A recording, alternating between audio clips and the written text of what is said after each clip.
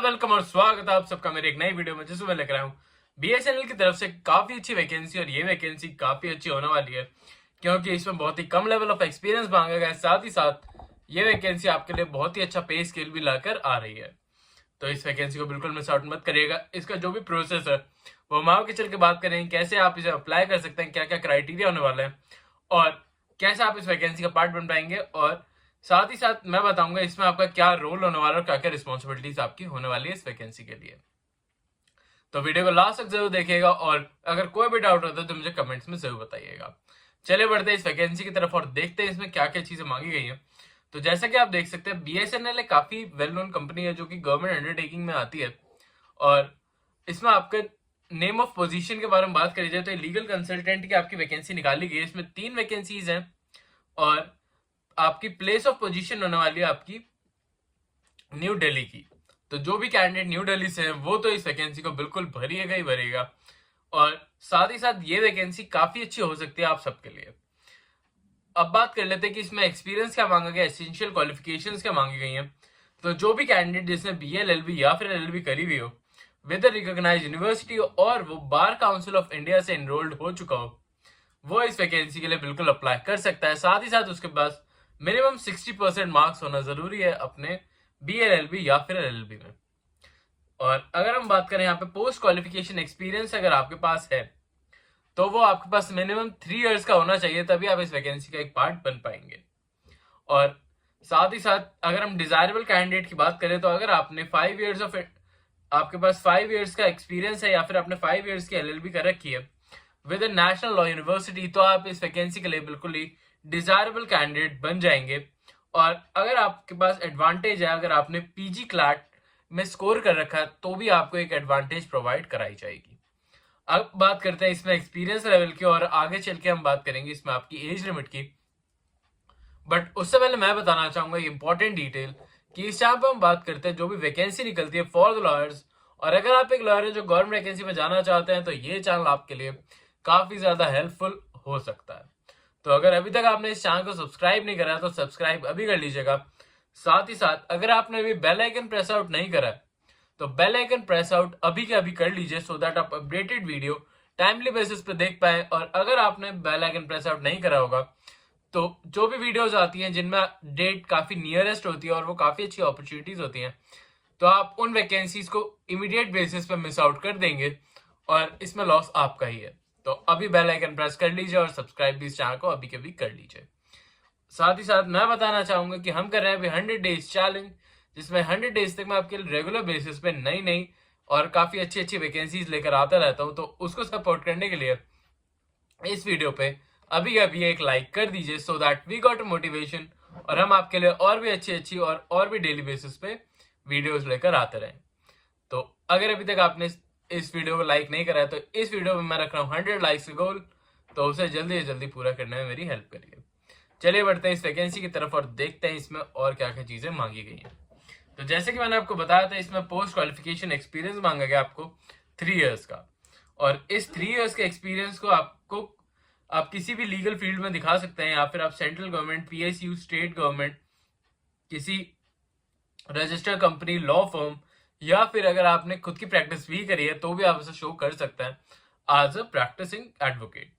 साथ ही साथ आपको हैंडल करने होंगे ड्राफ्टिंग और जो लीगल डॉक्यूमेंट्स के एग्रीमेंट्स होते हैं, कॉन्ट्रैक्ट्स होते हैं, एमओयू होते हैं, आपको वो बनाने का काम दिया जाएगा। साथ ही साथ जो भी डेप्थ नॉलेज होती है about the laws and commercial and corporate laws, वो अगर आपके पास है तो आप इनके लिए एक डिजायरेबल कैंडिडेट बन जाते हैं।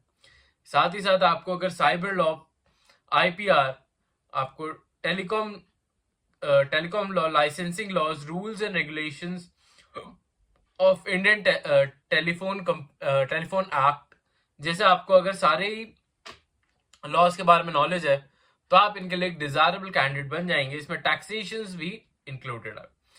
और अगर हम बात करें डिसक्वालिफिकेशंस की, तो person who shall be eligible, तो इसमें आपके पास साफ साफ लिख रखा है जो भी अगर आप मैरिड पर्सन है तो आप इनके लिए डिसक्वालिफाइंग कैरेक्टर बन जाते हैं। साथ ही साथ स्पाउस लिविंग, अगर आपके कहीं और आपके स्पाउस लिविंग कर रहे हैं या फिर आप मैरिज आपकी हो चुकी है तो आप इस वैकेंसी में अप्लाई नहीं कर सकते। और provided that the government may be satisfied that such marriage or permissible under the personal laws। तो इसका मतलब यही है कि अगर आपने मैरिज कर रखी है तो आप इस वैकेंसी के लिए क्वालिफाइड नहीं है। अब बात कर लेते हैं रेम्यूनरेशन के बारे में। तो आपकी रेम्यूनरेशन होने वाली है 75,000 पर मंथ की, प्लस आपके पास 5% आपको अलाउंस भी प्रोवाइड कराया जाएगा। और ये अलाउंस आपको एक्स्ट्रा अलाउंस है आपका, तो इसमें भी आप ये आपका रेम्यूनरेशन में इंक्लूड कराया जाएगा।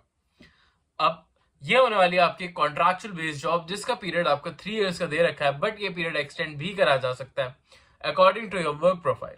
तो इस बात का ध्यान भी जरूर रखिएगा कि ये कॉन्ट्रैक्चुअल बेस्ड जॉब होने वाली है, पर क्योंकि इसमें आपको काफी अच्छे लेवल ऑफ एक्सपीरियंस प्रोवाइड होगा, साथ ही साथ इस ऐसी वैकेंसीज से आपको परमानेंट वैकेंसीज के लिए भी काफी अच्छी अपॉर्चुनिटीज मिलती हैं। तो आप इन वैकेंसीज को बिल्कुल मिस आउट नहीं कर सकते। अगर आप इसके क्राइटेरिया को फुलफिल कर रहे हैं तो इसे इमीडिएट बेसिस पे फिल आउट कर दीजिएगा। अब बात कर लेते हैं इसकी सिलेक्शन प्रोसेस के बारे में। तो इसके सिलेक्शन प्रोसेस का लिंक मैंने आपको डिस्क्रिप्शन में ही दे दिया है, आप वहां पे जाके इसे इमीडिएट बेसिस पर भर सकते हैं, या फिर मैं आपको इसकी वेबसाइट का भी लिंक दे दूंगा जहां पे आप जाके इस फॉर्म को भी वहां पे पढ़ सकते हैं। साथ ही साथ मैं बताना चाहूंगा कि ये आपकी लास्ट डेट होने वाली है इसकी 14/3/2025 की। तो उससे पहले आपको इस वैकेंसी को भर देना होगा। आपकी रजिस्ट्रेशन फीस होने वाली है 500 रुपीज की, और जो भी आपकी रजिस्ट्रेशन फीस होगी वो आपकी रिफंडेबल नहीं होगी। और इसका अगर हम बात करें इसके प्रोसेस के बारे में, तो जो भी आप फॉर्म फिल आउट करेंगे उसके बेसिस पे आपको सिलेक्ट करा जाएगा और सिलेक्टिव कैंडिडेट्स को बुलाया जाएगा फॉर द पर्सनल इंटरव्यू। और अगर आप ये पर्सनल इंटरव्यू डायरेक्टली क्रैक कर लेते हैं तो आप इस वैकेंसी का एक पार्ट बन जाएंगे। तो इसमें आपको काफी अच्छी एडवांटेज मिल रही है, क्योंकि इसमें कोई भी आपका एग्जाम कंडक्ट नहीं कराया जा रहा है और ये वैकेंसी काफी अच्छी बन के आ जाती है, इसलिए आप सबके लिए। आई होप आपको ये वैकेंसी अच्छी लगी होगी, और अगर आपको फिर भी कोई भी डाउट आता है इस वैकेंसी के रिलेटेड तो आप मुझे कमेंट्स में पूछ सकते हैं। आई होप आपको ये वैकेंसी अच्छी लगी हो तो चैनल को लाइक और सब्सक्राइब अभी कर लीजिएगा। और मैं मिलता हूँ कल आपसे फिर से एक नई जॉब, नई वैकेंसी और नई अपॉर्चुनिटी के साथ। तब तक आप हमारी प्लेलिस्ट भी चेकआउट कर सकते हैं, जो कि जनवरी फरवरी की क्यूमुलेटिव प्लेलिस्ट मैंने बना रखी है, जिसमें आपको सारी वो वैकेंसीज देखने को मिल जाएंगी जो कि फ्रेशर से रिलेटेड है, या फिर उनकी डेट अभी नियरेस्ट है, या फिर अभी ओवर नहीं हुई है। तो आप उन्हें भी चेकआउट कर सकते हैं। और साथ ही साथ मैं बताना चाहूंगा, अगर आपको कोई अपने एक्सपीरियंस या फिर अपने रिलेटेड कोई भी ऐसी वैकेंसी है जो आप चाहते हैं, जिसके बारे में आप जानना चाहते हैं, तो आप मुझे वो भी कमेंट्स में जरूर बताइएगा, सो दैट मैं आपको उसके बारे में भी नॉलेज दे सकूं। अभी के लिए चलता हूं, मिलता हूं कल आपसे फिर से एक नई वैकेंसी के साथ। तब तक के लिए अभी आप ये सारी वैकेंसीज भी चेकआउट कर लीजिएगा। अभी के लिए बाय।